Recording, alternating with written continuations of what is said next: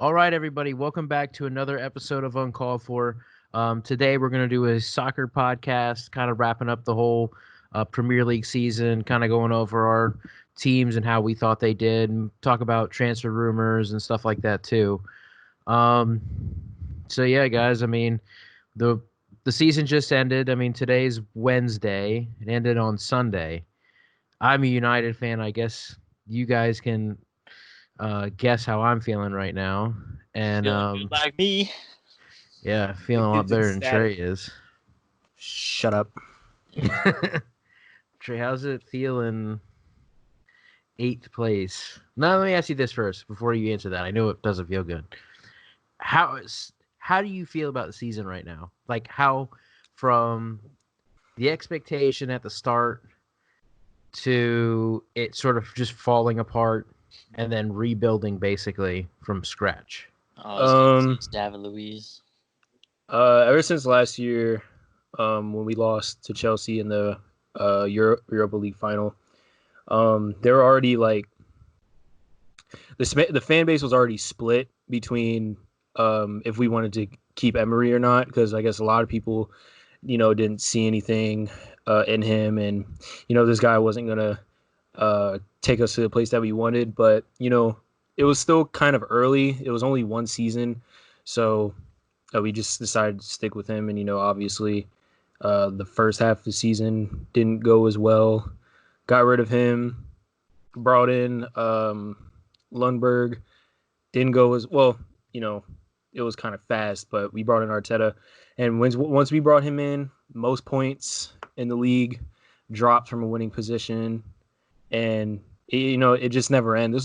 This was a very, very long season. Obviously from going from top four hopes, and a lot of people had us finishing top five, top four, whatever, to eighth place. Kind of hoping that you win the FA Cup to get back into European competition, but I just want the season to end. It's been so long. I think we need to just go ahead and just proceed with the rebuild. Sign some players, get rid of players, do whatever we need. I just want the season to end.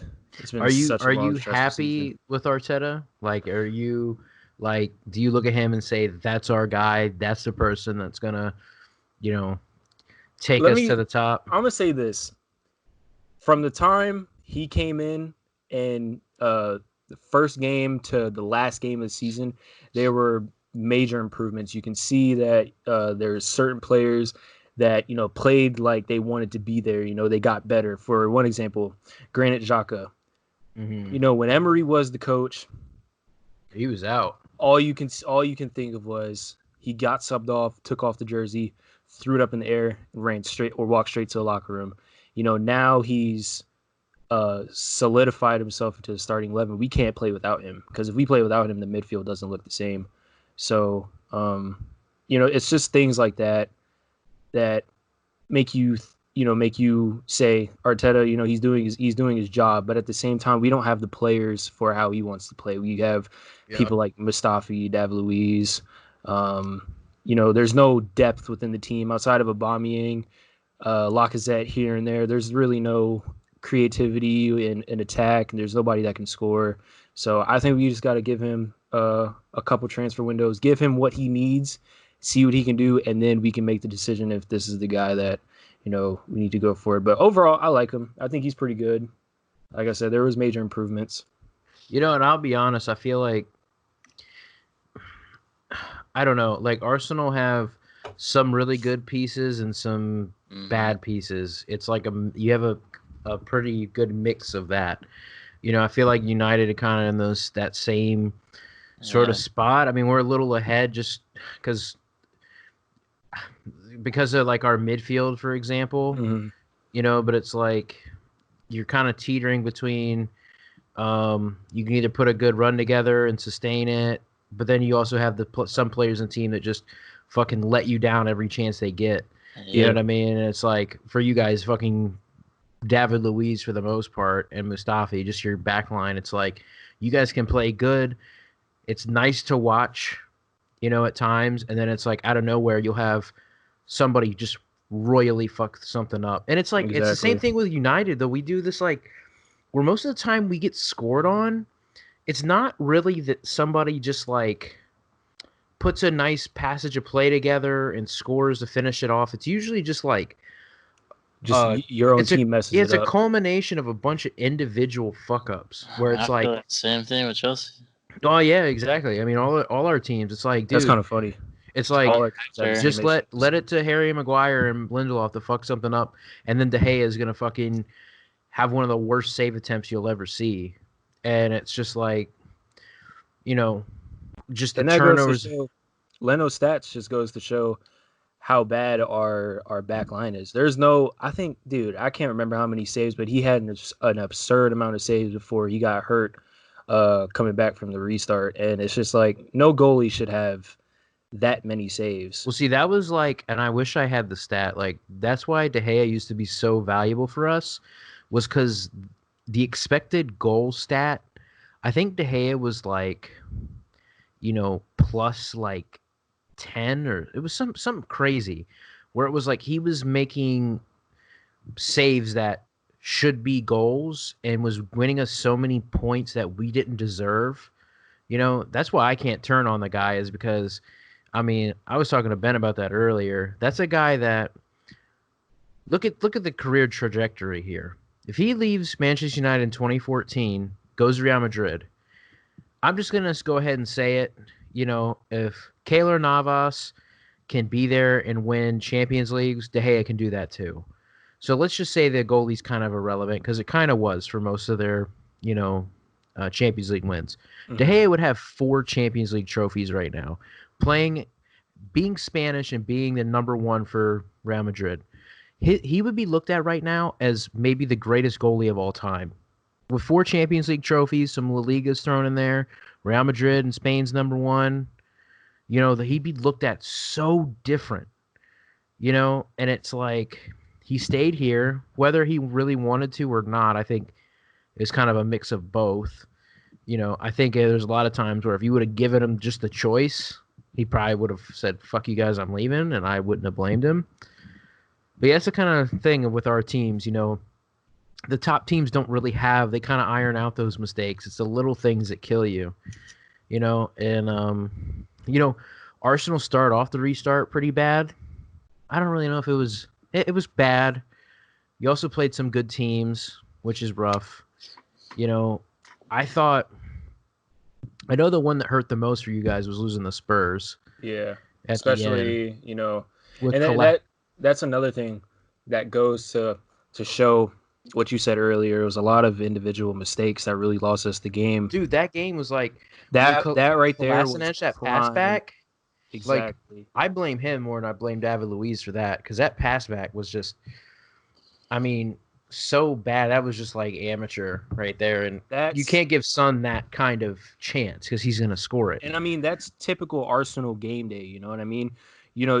We didn't. I didn't watch the whole game, but I saw the first half. We didn't start the game off that well, but usually after a goal like what Lacazette scored, amazing goal, you would expect the team to have some momentum and they're energetic, they're fired up, they're going to keep the ball, and they're going to look like the dominant team. Nope. 2 minutes later, and stuff like that is just what really kills the team. And in my opinion, I think that's the reason why we lost. But I mean, it's nothing new. Aston Villa, you can't lose to them. Aston Villa, you can make the argument. Watford earlier, or what was it? Did we lost? Did we lose to Watford, or did we draw? No, whatever you beat it was. You beat him in the last game. No. It was when Guendouzi was like showing off, and then a couple minutes later, I think they beat us. No, that game when you guys played Watford earlier in the season, you guys drew. Oh, because okay. I remember at the end of the game, they had a sweaty goal that Decore missed. He missed like a tap in almost on the edge of the 6-yard box. You guys drew. And it's just things like that. You shouldn't be losing to teams like that. And when Arteta came in, most drop points from a winning position. I don't think that's him. That's just the team at that point. Yeah. I mean, I don't know. It's just kind of a weird. I mean, So, but from an Arsenal fan, I look at it like this. The worst season in years. This is the worst I've seen Arsenal. This is the worst season since I started watching. And to even think that there's still a chance at 8th place to win a trophy, it might not be as prestigious anymore, and to get European competition, that's still, in my opinion, it's kind of bittersweet, Yeah. Yeah, the FA Cup is I mean, that's basically that's our Champions League final. I mean, right? yeah, that's everything. You know what I mean? Like that literally means two things. It's not just winning a trophy. You need it to set you up for the next season to be in the Europa League. Because even though it's Europa League, it's still important. You know what I Yeah. mean? You get extra Granted, prize money, and then but I would say too, some teams do really well, like in rebuilding when they don't have to do both. Yeah, I look at Chelsea when they had Antonio Conte, his first season. That was after they finished what, fucking 10th? Yeah, all of our players stopped playing and they finished. Yeah, under Mourinho, it just fucking fell apart, and then Conte comes in. Granted, Chelsea still had Hazard, and Willian was a little bit younger. Everybody it was a great team, a well put together team. And he kind of just, you can play everybody every week. Everybody has a week's worth of rest every week, and you can play hard.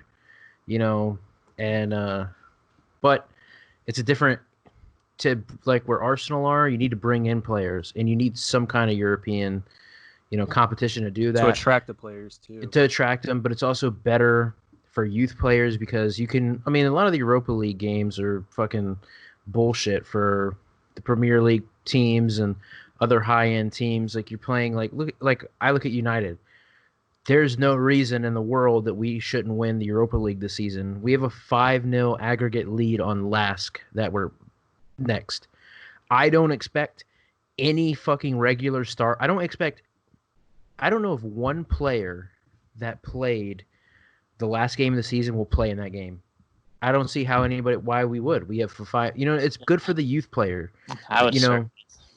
Yeah, I mean, it's like you can mix them in. You know what I mean? It's the good experience for them. Like I look at if you guys keep Ceballos next year as an example, the Europa League, that's his time. Say if he stays, Guendouzi, that's his time. Saka, that's the kind of things. Unless you get in the knockout stages, it's like that's when you're guaranteeing them game time. That's their 90 minutes. That's their development. That's them traveling to weird places across Europe, getting used to if there are fans, getting screamed at and all that kind of shit. So, that's important. That's kind of what United have done with it this year. That's where Greenwood has come along. I think that's where we found some players out, like Angel Gomez, for example, who is pretty much looked at by a lot of people in our academy as the next big thing before Greenwood, and he had some chances. It just didn't really work out, and he's pretty much out the door. He kind of fucked around with the contract, and we were like, sign it or leave, and he's held out, and it expired. That's where I learned 100% that Daniel James is not good enough for Manchester United. I see him thrown in against shitty teams, and he can't fucking do a damn thing. All he can do is just run around. And I don't know. I mean, whatever. But anyway, Ben, how do you think? How are you feeling right now after the start? And kind of mid-season, going into lockdown, and then now, how do you feel? At the start of the season, we had a punishment. We had the transfer ban. Well, 2 transfer bans. Only one got upheld. We still didn't sign anybody in either window, so I think most people picked us to finish, I guess, between that 6th and 10th spot. So, I was pretty much in the same boat. You lose Hazard. You don't really have that dynamic, I guess, offensive force, and the defense is kind of suspect at times. And I guess the strongest part is just the midfield. So I didn't really have too high of expectations. Yeah. But I mean, we were top 3 pretty much, or top 4 pretty much the whole Yeah, season. most of the year. Yeah. I mean, and I would say it. I almost think for Lampard and everything, I know might sound a little crazy, but having that transfer ban Yeah. almost might have been. I mean, it's obviously not a good thing, but it's like then it takes the pressure off. Yeah. You know what I mean? Like you still. I mean, you guys have a fucking human trafficking trade going on with fucking loan players, but but you know it's loan army. well, yeah. I mean, you guys could field like fucking 4 teams with it, and you have a lot of good players. Tammy Abraham had a good season in the championship coming back. Mason Mount the same. With Frank Lampard, so they were already acquainted. Yeah, and Pulisic. I mean, he was signed in the previous winter. It was a blessing we signed him, and we had already registered Kovacic. Exactly. So it was like bring those players in. And you guys always had a good midfield, so it was like you could always rely. And I would say the midfield being strong is probably the most important thing overall because you win and lose games a lot in the midfield because you can have a good defensive line, but you can't score goals if. I mean, the only team that bypasses their midfield completely is Liverpool. I mean, that they're the only people that really make that work, and I mean it's a whole system. But I was getting worried towards the end. Just leave it to Chelsea to try to screw something up. And well, it was like, I mean, shit, because it was like after lockdown, you guys had ups and downs. Ups and you guys would win some games and drop some fucking games. And I was like, yeah, and I'm a United fan, and it just seemed like you guys were like begging us to like take fucking third spot. Sheffield losing that game was a big loss. Because Sheffield were in a fucking hard way at that point. I think we just beat them. Then you guys played them, and then they just fucking get scored on by a striker that's never scored in the Premier League and gets 2 goals against us. Yeah, it was up and down, and you know, I didn't care if it was 3rd or 4th. I just wanted that Champions League spot. Definitely, and I don't remember where I heard it, but it used to be the top 4. 4th place, you said to play a qualifying game for the Champions League, but apparently this year you don't have to do that. No, so 4th place is just automatic Champions League group stage next year, where before it used to be a playoff. But usually the playoff is like the end, well, almost now. You know, Wolves played their Europa League qualifier like I think July 25th last year. So that tells you how early they had to start their season for the qualifying. And but yeah, I mean, I thought it was pretty good. Yeah, overall, I think it was a decent season. We conceded way too many goals. Our goal differential wasn't as high as it should be for a top 4 team. I think it was only plus like 17. Dude, it was less than that. I thought it was 10. I think it might have been plus 13. Because remember when I was looking at the table at the end, like before the last game, I think you guys were plus 11 then. You guys won 2-0, so. No, we finished plus 15. Okay. Well, yeah, okay. But you look at everybody around us, like Liverpool's plus 52, City's plus 67. You guys are plus 30. And I'll be honest with you, like. Even Leicester are plus 26. Yeah, ours, yeah, Leicester, that's another fucking thing. Those fucking dudes, I actually feel bad for them in a way. They were top 4 the whole fucking year. And those dudes, and it sucks. The last few games, no Chilwell, no Madison, no Ricardo Pereira, no Soyuncu. They had, I mean, those are 4 really important starters in their team. Soyuncu was awesome this year. Honest to God, like he stepped in for Harry Maguire, and they were better off with him. We were heavily linked with him last summer. Yeah, I mean he was awesome this year.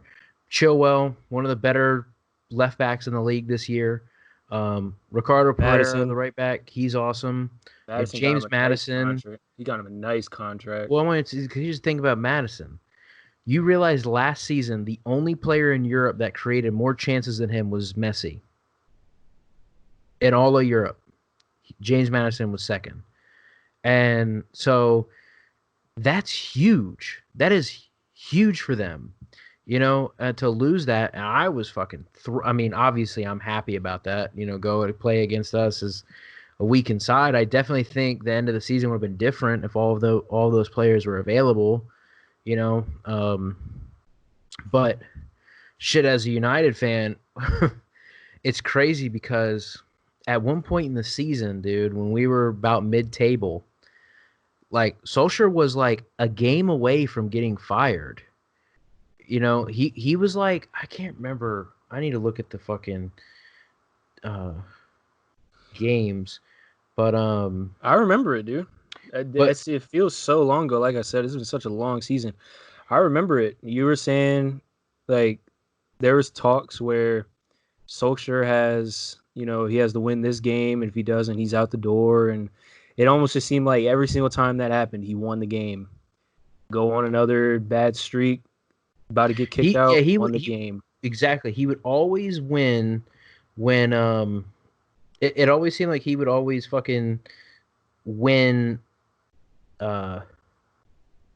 right when like you said, like right when the pressure's on. He's a fucking game away. We'd scrape by and it'd save him. All right. Now let me ask you this. Do you think that you guys should stick with him? I'm gonna be honest. Or do you think it was just a streak? Like you guys just went on a good run and you just made it by. I think a lot of manager I can't get rid of him after getting third. We put on we had like a 20 game unbeaten run, made up a fucking 15-point gap to get third. We got to give him. Here's the thing: we got to spend big this summer, get some help, like a winger, defensive midfielder, and a center back. And if it struggles next year, then you have to look at it because now you get third. You can't go backwards now. If there's any backward step, I think you have to change, depending on who's out there. Do I think Solskjaer is the guy to win a league with us? No, I don't think he's really. I don't think he's gonna be that guy, but I do think he might. I think he might be the guy that sets us up in a way. Gets rid of the fucking, it's kind of cliche to say for United fans. I hear it all the time. Get rid of the deadwood and kind of refresh the place. And then maybe the next person that takes over doesn't take over a fucking mess. That's kind of the problem we've had. We had David Moyes come in, fuck everything up. Louis Van Gaal had to clean up a mess. Kind of set us up afterwards, got rid of some players and brought in a lot of good young players. Then Mourinho comes in. Mourinho doesn't use young players. He buys older players and set the team up and left us a fucking mess. And then we had to clean up, the third mess after fucking Alex Ferguson. So I think Solskjaer, the way he likes to use young players and all that kind of stuff, I think he's setting us up regardless of what he does, as far as winning. I think we'll be better off for it in the long run. But, I don't... Now I'm gonna also ask you this: do you think it was him, or do you just think it was the quality of players that you had? I'll be honest with you. I think because to be honest with you, we didn't do. I don't know how to really say it. Because it helps a lot.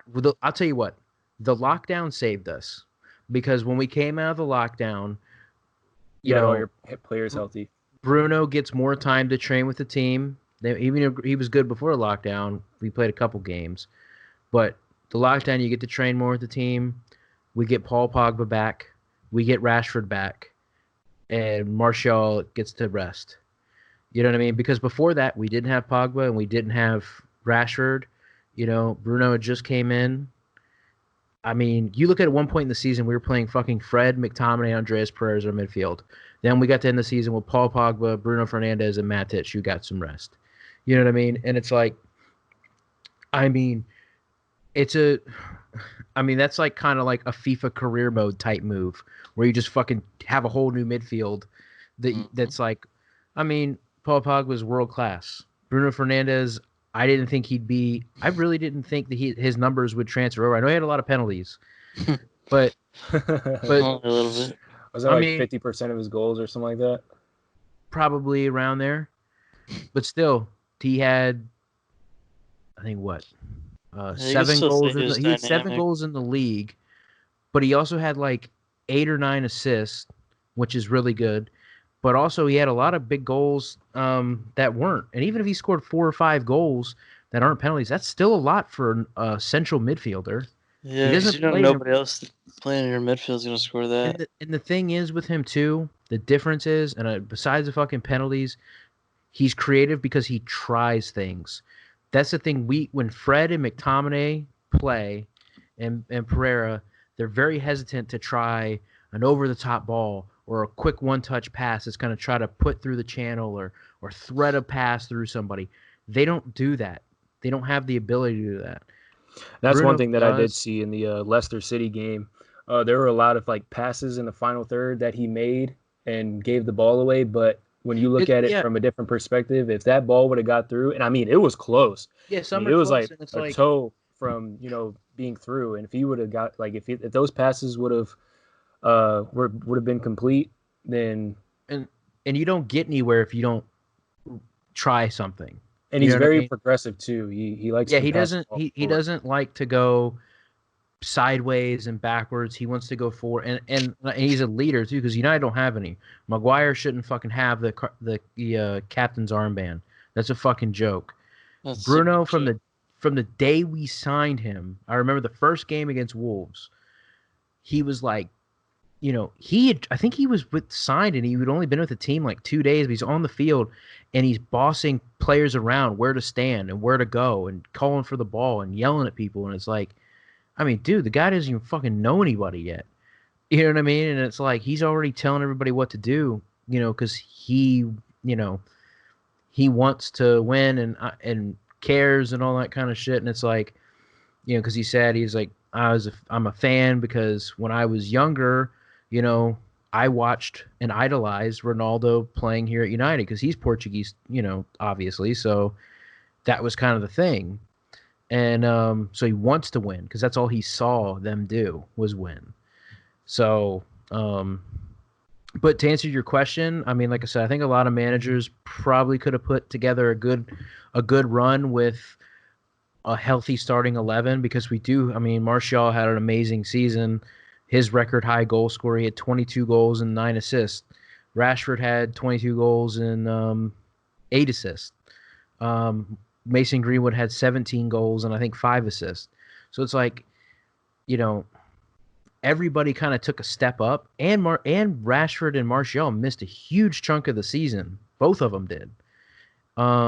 So, but at one point in time, we were fucking a game away from, and who knows what the fuck would have happened then. I mean, it was like,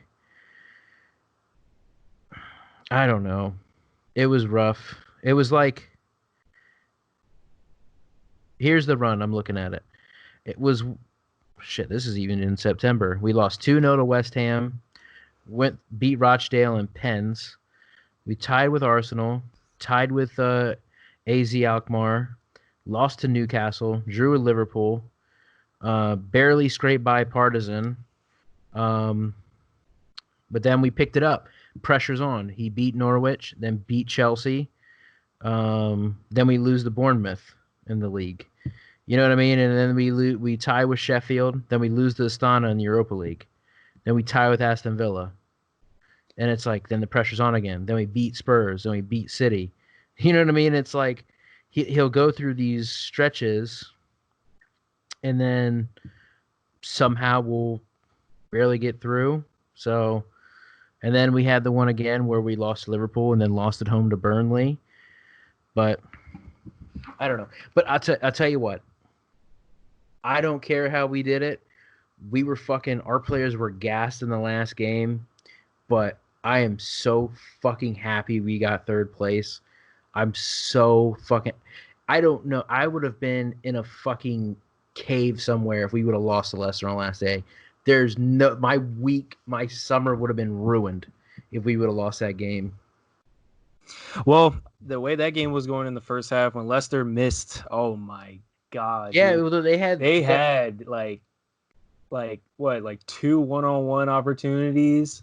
Yeah, they had good opportunities, and we missed one when Rashford had the one chance inside the box where he fucking skied it. You know, everybody had it was up for grabs. You know, and for a lot of the game, they looked like the better team. That wasn't a penalty, by the way. That was a pen, 100%. If it was Arsenal, it wouldn't have been called. No, that would have been called. That would have been called for anybody. But also thank the refs for your goals. Crucial ones. No, because more penalties in Liverpool. Yeah, we had more penalties in Liverpool, but I saw a thing where somebody went through every single penalty that we had, and I think out of the 14, only 2 or 3 of them were bad calls. The rest are all pens. And I'll tell you, here's were bad calls. Here's part of the okay.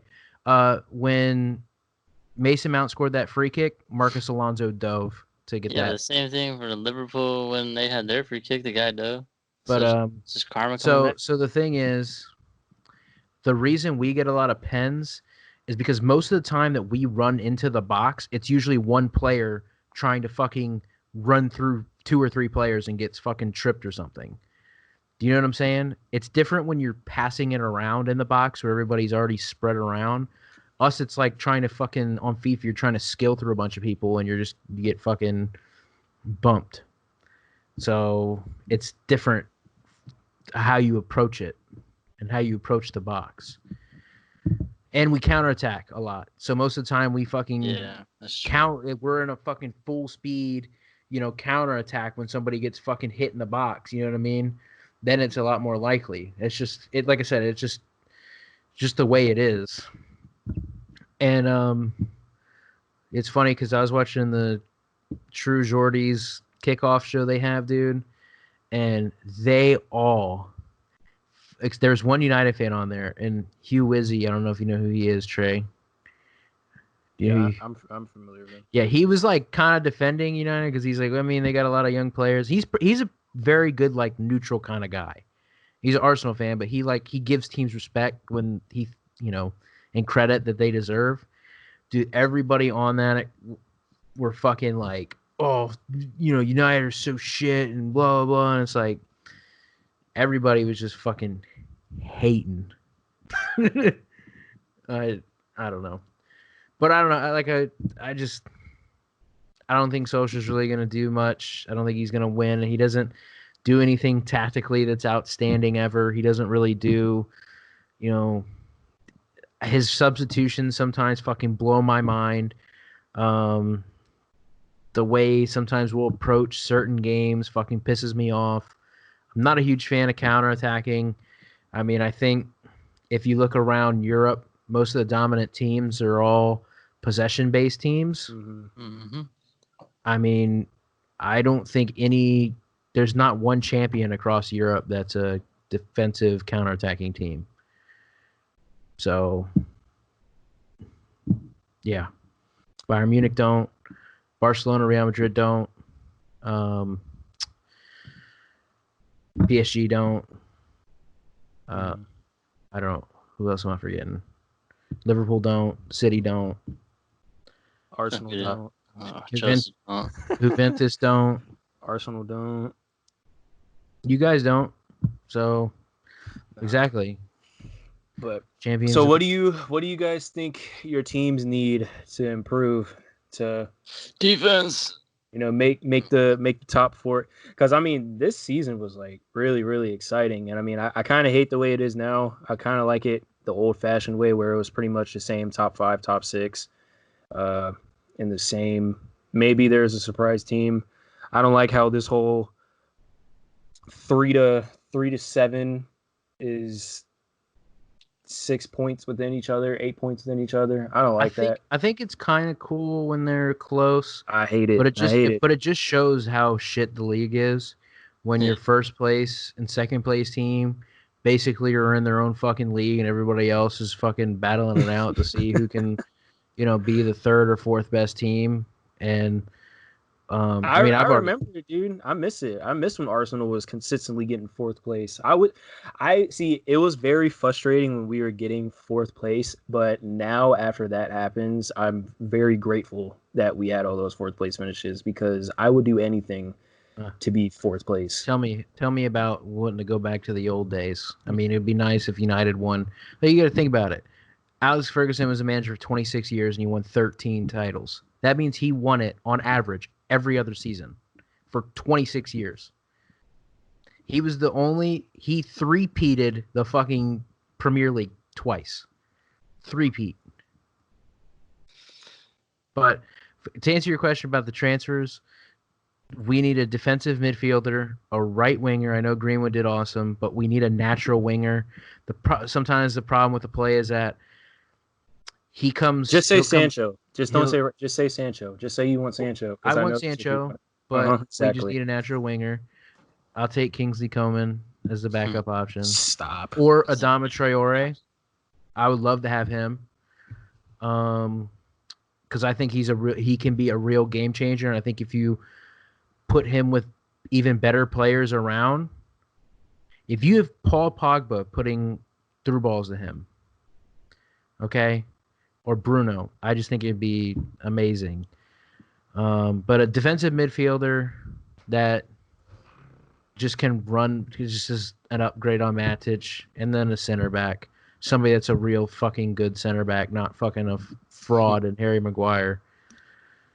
Yeah, and that's all I think we would need, to be honest with you, to challenge. I really think that. So you're content with Rashford? Content with Rashford and Martial, 100%. Martial scored 17. Martial scored 17 league goals and didn't get to take a single penalty. I don't have a problem with Martial. It's just Rashford, you know. I think he's better than Mbappe, so I don't understand the problem. I don't think that's all right. Let's end the episode right there. I'll see you guys. But all jokes aside, I mean, I'm fine. I'm perfectly fine with Rashford when he's healthy and on it. All right, I don't want to hear a complaint next year. I really don't. I didn't, dude. I've been fucking driving the fucking bandwagon of Rashford. We can pull up an old episode. Oh, you want to pull up an old episode? We can pull up an old episode. You know what? After he scored that fucking 35-yard free kick against Chelsea, I have changed my tune 100%. Dude, you are bound to score at least one out of the 500 that you've taken. But you know what?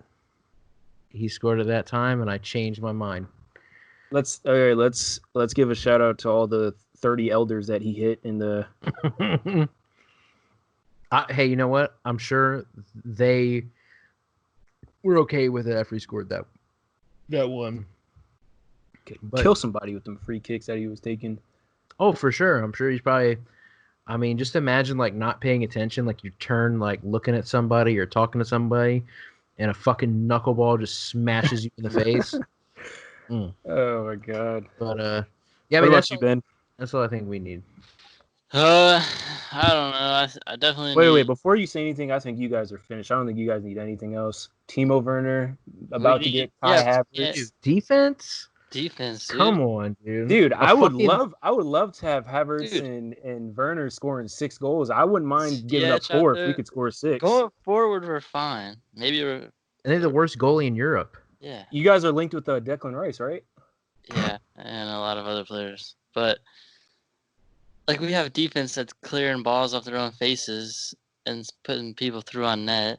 We have a goalie that doesn't move. It's conceded 8% of our history's goals in 2 seasons. So yeah, just hearing that, it's just I don't know. So I saw a post where you guys are linked with the goalie from Ajax. I can't remember his name though. Nana. Yeah. Yeah, him, Oblak. I don't think we're getting Oblak. I think we need a left back, center back, goalie, and there's talks of swapping Jorginho for Aaron Ramsey. I don't know. I like Jorginho. Rumble. If you guys get Aaron Ramsey, I'll be hurt. I just think I don't know. Jorginho's not. He's good at settling a game down, but going forward and pace wise is just not there. So. See, and the thing is though, is like with that, I can imagine it in my head You've Conte is the holding, I and think Ramsey's a good Conte- box-to-box midfielder.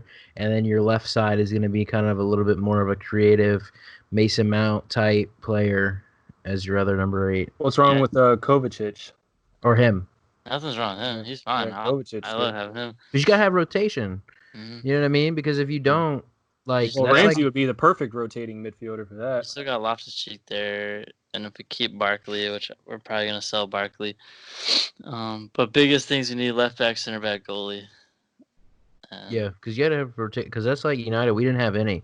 That's why we're starting to draw and have shaky finishes in the end of the seasons because we played basically the same 11 like every game after restart, and because we couldn't because our bench just isn't. What are you gonna do? Fucking bench Paul Pogba for fucking McTominay and watch him pass the ball sideways fucking 80 times a game? It's sauce. I I want to like read this. I want to read the stats for Kepa though. I liked when we went to a 3-4-3 though, Big and had trip. Alonso as a left wing back, left mid type. He's Mhm. better going forward than he is defensively, but Emerson has no place in the squad anymore. And if we have those 3 center backs, we're definitely gonna need another one for rotation. Well, if you guys are gonna sell one, you already know where they're gonna go. So I'm gonna read Kepa's stats real quick. Terrible. He has the worst save percentage in Premier League history. That's somebody that's played 10 plus games in a season with 54%. He is 700. He's in 730th place all time. That's last. He has conceded 8% of Chelsea's goals since 1992, and he's just done it's that only for years 1992. since the Premier League formed in '92. Okay. And for 30% of his goals that he's conceded this year, 14 out of 47, he did not move, so he did not dive for the ball. You don't want a goalie not moving at all. At least dive. Your team's looking at you to make a save, and you're just standing still. But yeah, I mean, you guys did give up some bangers though this year. See, But- I don't know. It's like a combination of how shit the defense played at times and the bangers that were scored against us. Like, Yeah, at least I don't know. Caballero died against dive against Rashford when he. Yeah, but I mean, there's some games where Zuma gives away a ton of chances, Rudiger gives away a ton of chances, Christensen gives away a ton of chances. So I don't know. I say center back, left back, goalie. What about you, Traymar? He's a whole new 11. let's just say, yeah, we need fuck the 11. We need a whole new bench, starting 11. I don't know, but first I want to. First thing's important is we gotta lock up Aubameyang. Yeah, I think he's asking for 250 a week, 250,000 a week, which is worth it, considering that some crazy stat where I probably might have been, he scored, I don't know if it's the right number or not, but he scored over 70% of our away goals. I believe it. Let's just say, I don't know how many goals we scored this season, but Golden Boot winner one year, second place the next. Oh, the and I'll tell fastest you this. player to 50 goals in Arsenal history with the least amount of games. Well, it's just, you got to lock him up. here's That's the the thing. first thing you got to do. And I'll be honest, there is not a chance in hell you guys will be able to get a striker anywhere near his level if you let him absolutely go. not. No. That's like why I didn't. Especially why I with don't our want transfer Pogba to budget. leave. Yeah, that's why I don't want Pogba to leave because replacing players like that doesn't like. There's only a handful of people that score that many goals, or just are that talented. You know what I mean? Like it would cost you to get a striker that's gonna be a Golden Boot contender every season. Is gonna be like, I mean, that's gonna be like 100 million today. Like if he's a young player, youngish, or it's not a free transfer. You know what I mean? Like that's why I don't want Pogba to leave, because if you just let him fucking leave, then that's another 100 million you got to spend. It's like your most important signing would be keeping him. Yeah, And he's the one providing all the goals. And that's what's hard is you guys got to get Ozil, in my opinion, off the books. Mm-hmm. And Sure. kind of sucks because you guys kind of bit the bullet when you re-signed him back when him and Sanchez were both kind of looking for a contract or a move, and you guys are like stuck with Ozil. And well, I mean, really, it didn't. I guess it wouldn't have mattered which one you picked now, Yeah.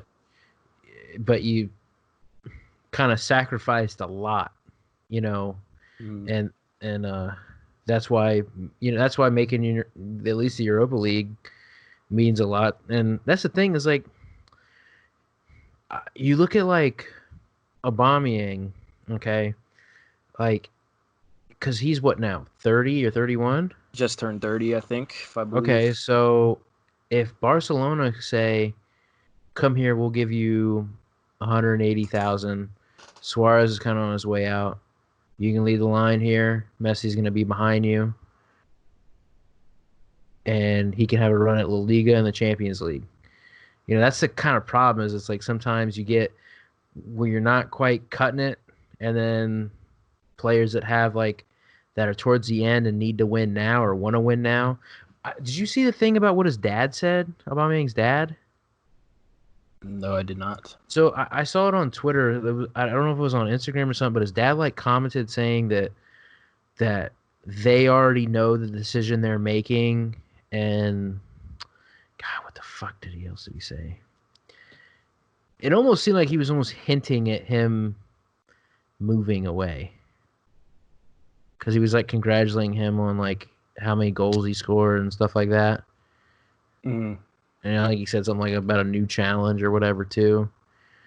But Well, I know. saw on the Ornstein, whatever, David Ornstein, where they were saying that like they were basically holding talks, and like they were talking, and then it said Aubameyang was happy and he wanted to stay, and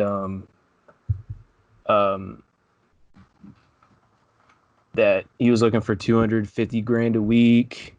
Mhm.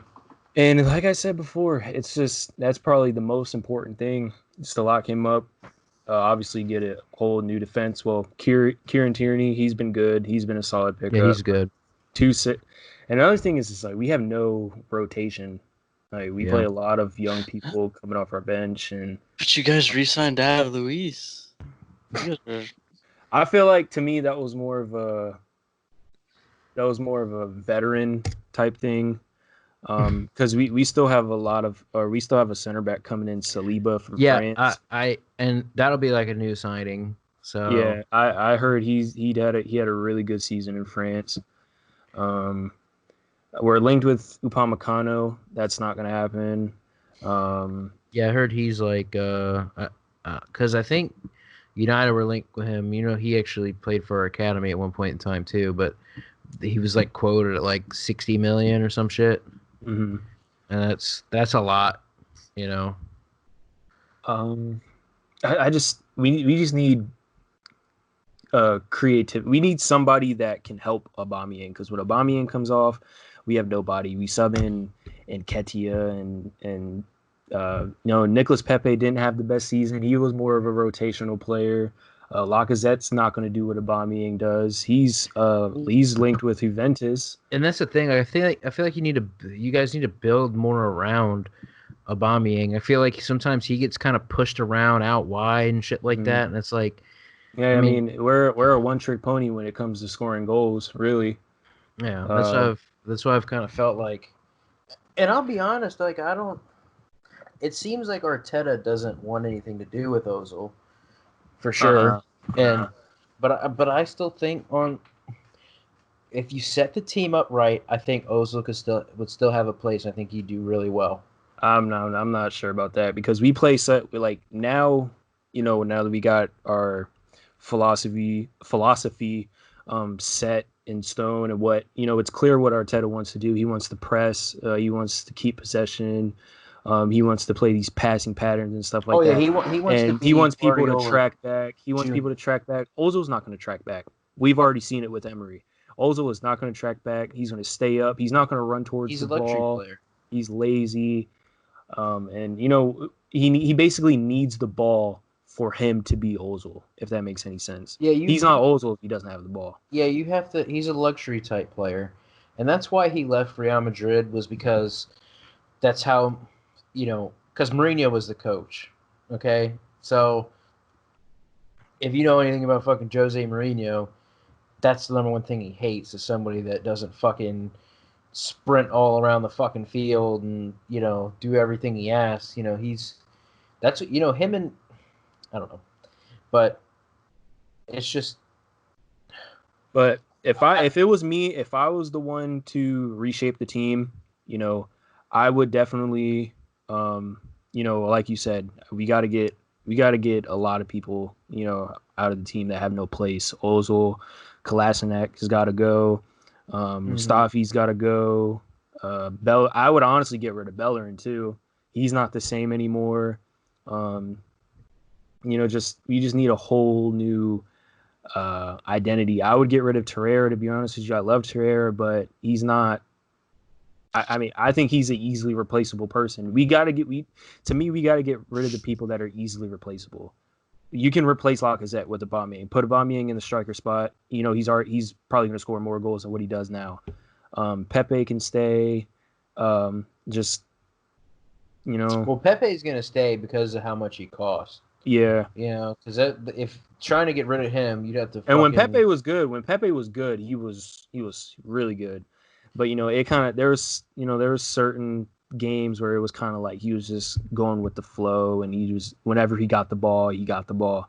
You know what I mean? He didn't do much spectacular, but there just needs to be, to me, there needs to be more creativity, and we need to have a solid defense. Yeah. But, yeah.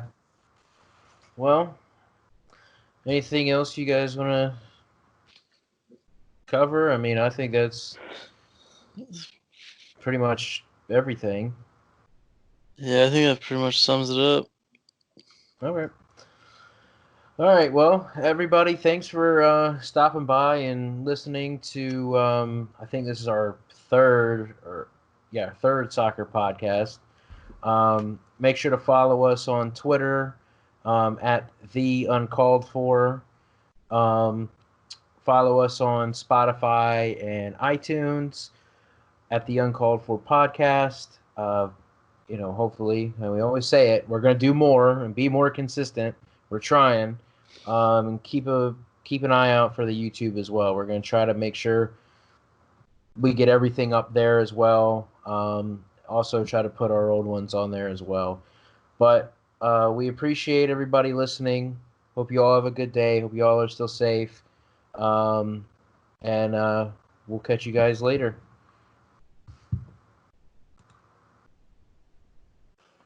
I'm sweating right now, but I didn't want to turn on my